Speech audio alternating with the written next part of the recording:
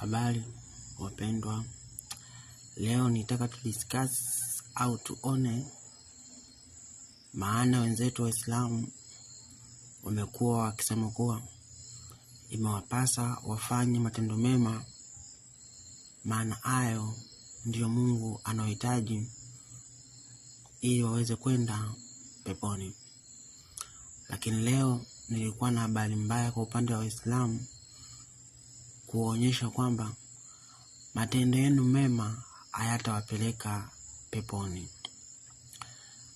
Ni kitabu cha hadithi kutoka Sahih al-Bukhari, hadithi ya 5673. Ni sahihi hadithi. Mpokezi wa hadithi hii ni Abu Laila. Nasoma. Imepokewa kutoka kwa Abu Laila, nilimsikia Mtume Mwenyezi Mungu akisema, amali za mtu yeyote hazitamuingiza peponi, yaani hakuna awezaye kuingia peponi kwa matendo yake mema. Wakasema maswahaba wa Mtume, hata wewe ewe Mtume Mwenyezi Mungu? Akasema, si mimi mwenyewe, isipokuwa Mwenyezi Mungu amelineemesha na kunirehemu.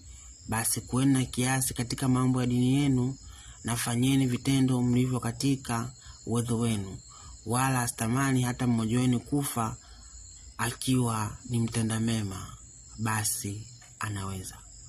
Kwa ndugu zetu Waislamu, leo nitaka tu maneno ya Mtume akiasisitizia kwamba matendo yenu mema hayawezi kuwapeleka peponi, bali ni kudra tu za Mwenyezi Mungu na huruma yake ndiyo itakayowapeleka peponi.